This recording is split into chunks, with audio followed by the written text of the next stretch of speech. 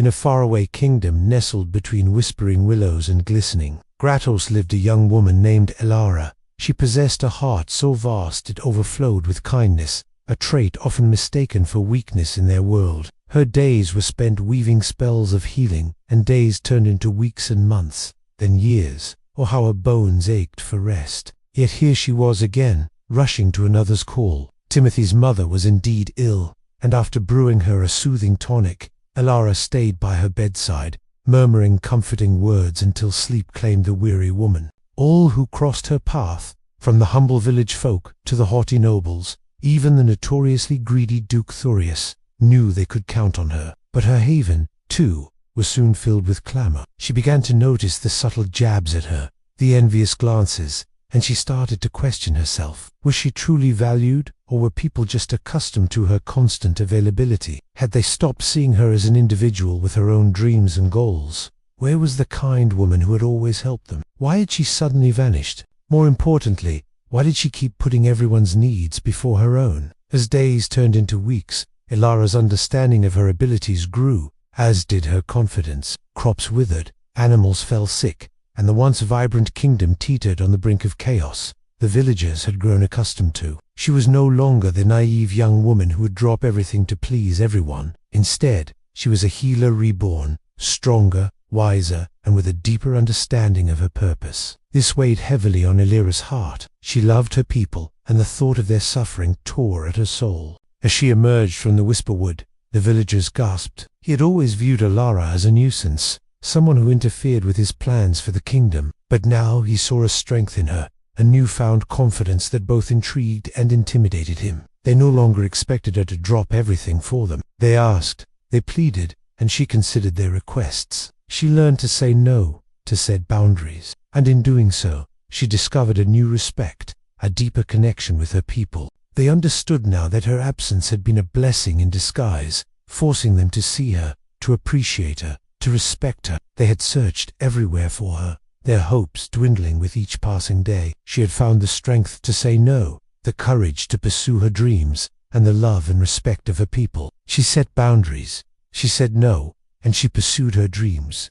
And in doing so, she became more than just a healer. She became a leader, a role model, an inspiration. She smiled, knowing that a journey had just begun. That's when you find your voice, your strength, your balance. So go ahead, take that leap of faith, embrace the unknown, discover the magic that awaits you when you stop being available to everyone. He had underestimated Elara, thinking her kindness was a weakness. Look within, and you'll find the hero waiting to emerge. Until next time, keep seeking your balance, your truth, and your magic. But now he saw that it was her strength, her unique ability to connect with her people. And as he watched her restore the kingdom, he realized that he, too, had been a part of the problem. His relentless pursuit of power had disrupted the kingdom's balance, causing the very problems that Elara was now fixing. But it wasn't just the physical ailments she addressed. In the weeks that followed, Elara continued to heal the land and its people. But she also took time for herself,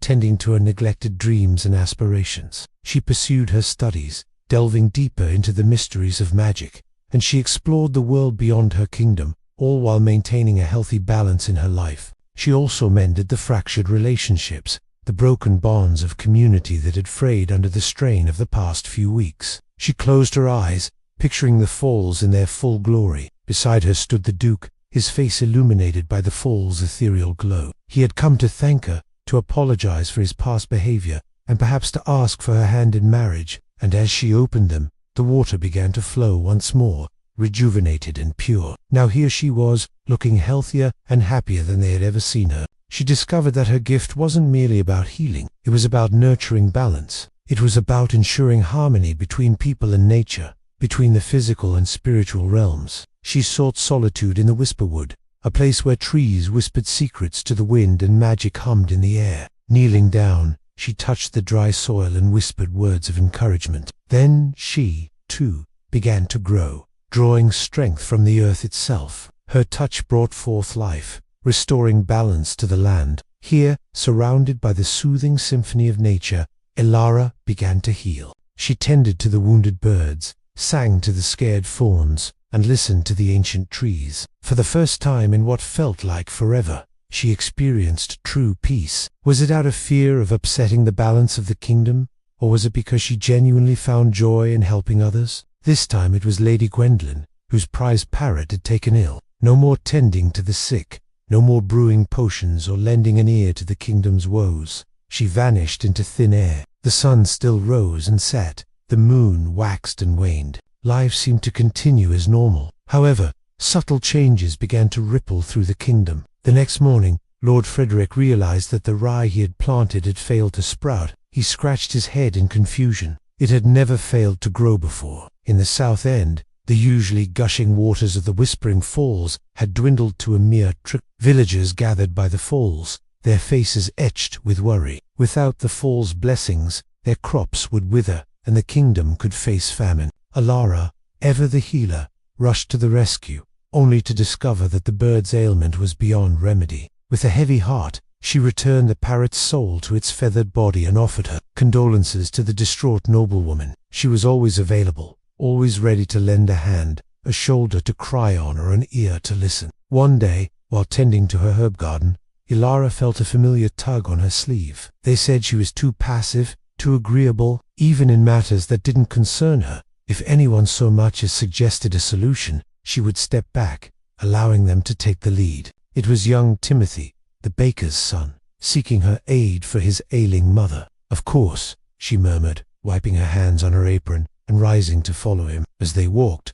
Alara couldn't help but feel a pang of exhaustion. The next morning, as the first rays of sunlight touched the horizon, Alara returned home, hoping for a few moments of peace. And so it went, day after day. Alara's life was a relentless cycle of pleas for help, each one answered without a moment's hesitation. Meanwhile, her own needs took a back seat, often forgotten. The vibrant tapestry of her life consisted solely of the needs and desires of others, leaving no room for her own aspirations or dreams. The villagers revered her, yet they also subtly criticized her for not being more proactive, for not making the first move. But one day, a profound transformation occurred within Alara. One evening, as twilight painted the sky in hues of purple and orange, Alara made a decision. She chose to disappear.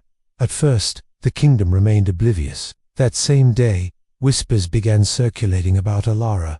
People started to panic. What had become of their healer? Meanwhile, Alara had embarked on a journey of self. She delved deep into ancient scrolls, unearthing forgotten lore about her gift, about her purpose. However, the longer she stayed away, the more dire the situation in the kingdom became. Yet she knew that if she returned now, she wouldn't be the same Alara. Then came the day when Alara decided to return. The kingdom was in dire need of balance, and she was the only one who could restore it. Word quickly reached the Duke, and he, too, was taken aback by her transformation. Alara wasted no time. She visited the Withering Falls first. As she dipped her hand into the trickling water, a surge of magic coursed through her veins. Next, she went to the fields, where the rye was supposed to be growing. One by one, she healed the wounds of the kingdom, setting things right where they had gone wrong. As she worked, Alara noticed a change in how people interacted with her. The Duke, watching from afar,